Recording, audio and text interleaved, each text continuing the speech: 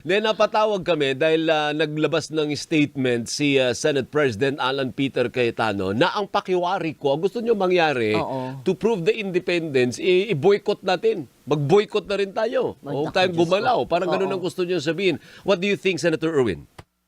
Sir, nakakahiya po dyan, iboboykot, so hindi ko kami papasok. Paano naman po yung sweldo? So hindi ka papasok, sinisweldohan ka. Saan ka makakita naman ng ganun sa Tama. a democratic country? Pawis, dugo, luha ng mga kababayan natin, mga manggagawa na sa civilian sector, professional, ordinary worker, pinapasweldohan ho kami, hindi kami papasok. Ang sarap naman ng buhay, hindi po ba? Nakakahiya. How can we do that? Yung sinasabi niyang independence, hindi ko po maintindihan. Ano yung sinasabi niya na we have to be independent? Ang tinutukoy niya po ba na dinidiktahan kami ng Malacanang? Ano hong pruweba? Ako, pasensya na, bago lang ako dito. Wala ako nakikitang dinidiktahan kami ng Malacanang na sinabihan kami ng Pangulo.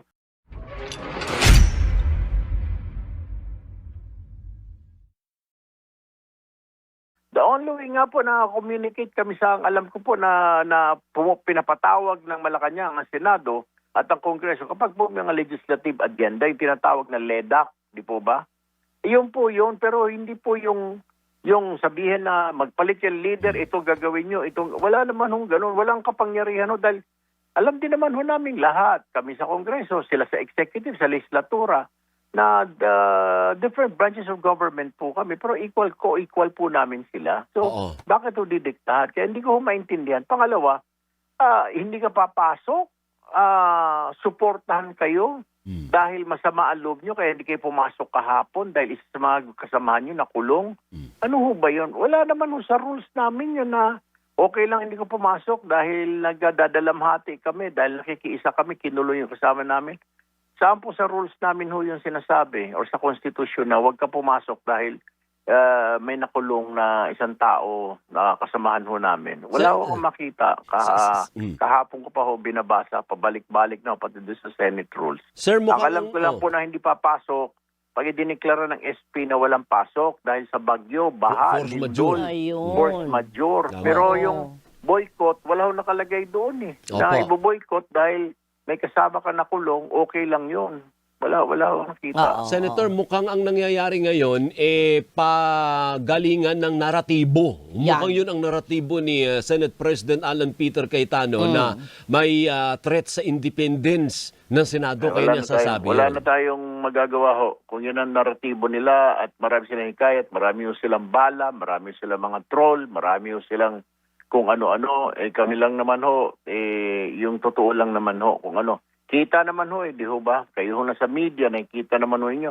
Nakikita naman po ng simbahan, ng business community, ng civil group, civil rights group.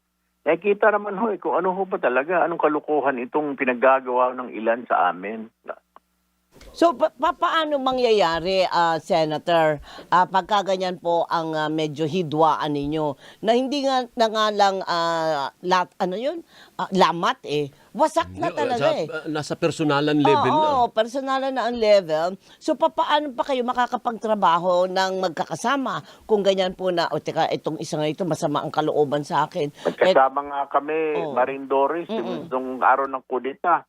Okay na sana, akala ko okay na. Kaso naubos yung oras sa pagtatanggol kay Bato dahil bakit daw arrestin sa Bato? Nagkaputukan, nagkabarilan. Pagkatapos, the next week, gano'n na naman, inumpisahan ng independence ng Senado dahil may makukulong, may mga sinasabi na kailangan natin ng online voting, kaya kumontra ho kami. Wala ho kaming naipasa. For 3 weeks, actually, 7 session days, dahil 3 days lang po ang isang linggo 7 session days na po. Wala ho kaming naipasa, nailusot na isang batas. Meron kaming pinag-usapan yung hospital detention bill. Yun lang po. Hindi pa nga ho tapos May mga nakasala ngayon na Magna Carta for Barangay Health Workers na kailangan nila, na kailangan nating bayaran ng health workers. Dahil wala pong sweldo yung mga yan. Meron po tayong 3 kernel na gustong-gusto maging general na dadaan po sa CA, magre-retiro na lang po, hindi man lang matikman nila yung kanyang estrella hanggang sa mag-retire na lang sila. And then they deserve that because they served this country for a while. gantimpala po natin sa kanila na okay, ito po, pagiging ranggo mo, magiging general ka na for serving our country, for defending our country. Dahil ginawa po nila, hindi ka papasok. Paano po yung CA? Paano po yung commissioner appointments so ngayon? Anong gagawin? So, magre-retiro na lang yung 3 opisyal ng mga pobre na yun na gano'n na lang ranggo lang, hindi na ma-promote. Kailangan po dumaan sa CA po para ma-promote ka, maging general ka, from colonel ka, pag nasa military ka ho eh. So paano yan? Marami yung apektado. Correct. So Senator, ano ang suggestion ninyo sa mayorya? Hindi pa pwedeng impasse. Sa doon namin, pumasok ko kayo. Kung gusto niyo magdebatihan tayo mamaya, sige, ubusin niyo yung oras niyo sa privilege speech. Ilabas niyo ang galit niyo sa ombudsman, sa Sandigan Bayan. Magyaw-yaw kayo doon. Okay lang, at least, nakikita po ng tao ni Juan ni Maria na nagpapasweldo sa atin na pumasok tayo. Oo. Maski na magdiskurso tayo, magyaw-yaw ka dyan hanggang gusto mo, hanggang lumabas, lumuwa yung dila mo at kaluluwa mo sa galit. Okay lang. May mag-interpolate sa'yo, may magsasabi, ba't ka na ba nagagalit? Bla bla bla, di ho ba? At least pumasok ka. Yung hindi ka pumasok, pinapasweldohan ka. Saan ka naman nakakita nun, Alvin Dores? Yung boss mo pinasweldohan ka, tapos ikaw hindi ka papasok. Kaya yung nga. boss mo pumasok. Oo. Diba? Pero ikaw, Sen, ano nakikita mo? Kaya pa ba? Nabubwisit ako eh. Hindi, teka lang, bago pa lang dito. Ganito pala ang politika. Ewan ko, Doris, sana sinabi mo, huwag ka na pumasok dyan dahil sakit sa ulo, kalukuhan. Totoo, true enough. Pero Puso sa mo. 2031, hindi na po ako tatakbo. I'm not going to run anymore if this is the kind of Senate that we have, this is the kind of politics we have. Oo. So sa ngayon, Because we're not doing our job anymore. O yung puso mo, ha? ang maintenance mo nakuha mo na ba? Hindi kasi nga naman, nakakainis Ay, eh. totoo Madaming naman. gustong ako may mga nakapending na bills, na mga panukalang batas, na dapat gawin na yung anti-EPAL, nakabinbin, na pag binigay mo sa taong bayan yung mga ayuda ng gobyerno, walang politiko dapat na nandoon. Hindi maipasa-pasa ngayon. O paano yan ngayon? Ano gagawin natin? Oo. Di okay lang, next year, pag nagbigay, eleksyon, pwedeng ngisi-ngisi yung politiko doon. Dahil wala tayong batas no. Sasabihin, ba't may batas na ba tayo magpaparusa pag may politiko pamimigay ng ayuda? Ayuda naman yung galing sa gobyerno, galing sa pera ng bayan, hindi naman sa sarili mo. Where's justice? Tama. At labo-labo na lang. Pero ikaw nakikita mo ba, Sen, na kaya pa ni SP na mamuno? Hindi.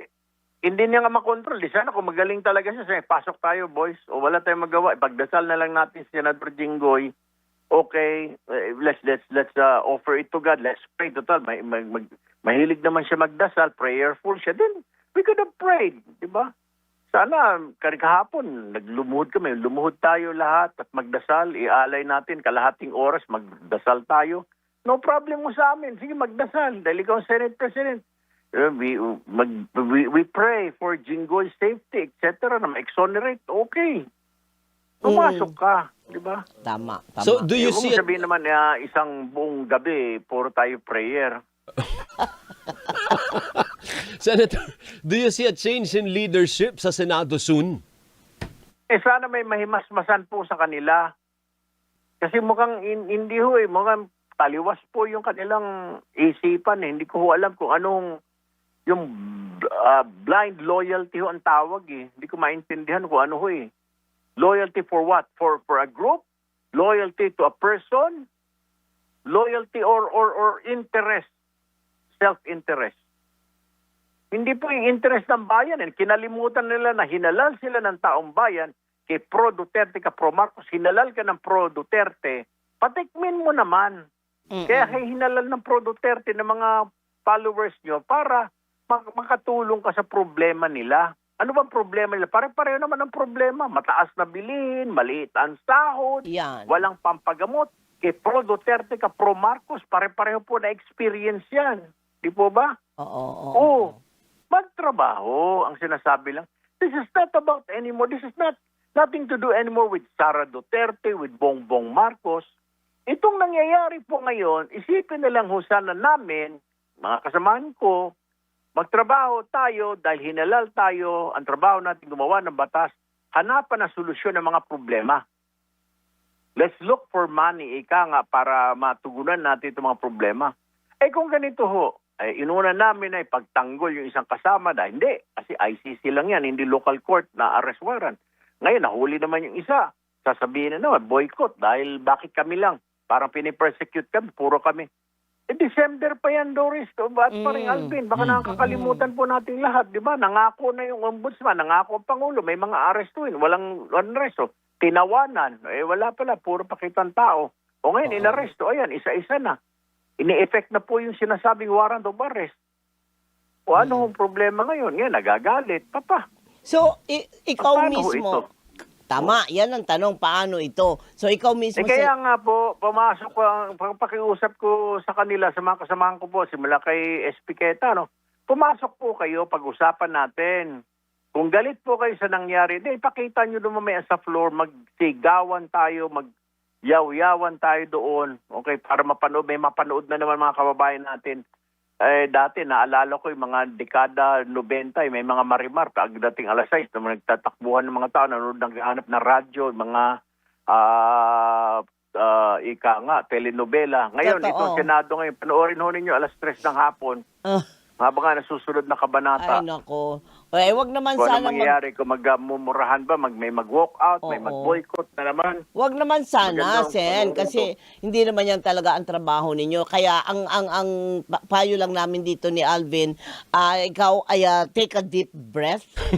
Kunin mo ang mga maintenance mo at ikaw ay tumakbo ng mahusay. Wag ka na muna magtumba-tumba at maya-maya mo baka naman ang puso mo alalahanin mo hindi ka na bata. Ay. Hindi nga, Miss Doris, paring Alvin, Ayan common naman. sense, di po ba? Ama. Nahihiya po ako. Okay, doon sa bumoto sa akin na 17 million, ano na, tulpo? Saan na yung pangako mo? Paano ka naman makakakilos kung walang kasama, walang quorum? Paano po? Na ang sabi ko pa doon, plataforma na hahanap tayo solusyon, libreng gamutan, libreng maintenance ng mga senior citizen na ang initials ay D at saka B. Wala naman. Diba? Doris Bigornia, ganun, kasama doon senior citizen. Paano mo gagawin ito? Walang quorum. How? Okay. Kasama sa pagboboykot sa kanila. So, kami magtrabaho lang. Siguro sila ayaw nila magtrabaho, then it's up to them. So, hinustis na kami. Tapos, pinatayan pa kami ng aircon. Pinatayan pa kami ng wifi. Sino nagpatay, sir? Siyempre, sino ba nasa majority? Pero ano po yung... Sumagot siya yung sa isang message, yung pagkahaba ba, 1 kilometrong haba. Ano pong laman? So, ang buod nun is na para bang kailangan namin sumama sa kanya na i-boycott itong Senate. Yes, sir. Yung po ba yung cue nyo? Kaya parang hindi na po kayo mag-iintay dito. Nalaman yung hindi na sila Papasok kami darating. tomorrow. Eh sila mag-boycott, okay lang. Pero kami papasok kami hanggang Wednesday. Ba't naman gagawin yun? Kung may balak silang i-boycott tong Senado, sila lang. So that's the term, sir, boycott ang ginawa ng majority. Parang ganun yung tema ng message ni SP Alan. Na kasi dapat daw we have to show independence sa Senate, ng Senate daw. Ano independence pinagsasabi niya? So this is the answer to the walkout that the minority did last week. Hindi naman kami nag-walkout Ay, nag-walkout kami ng last time because meron sa railroad nila yung rule. Itong ginagawa namin, hindi kami nag-walkout ngayon, di ba?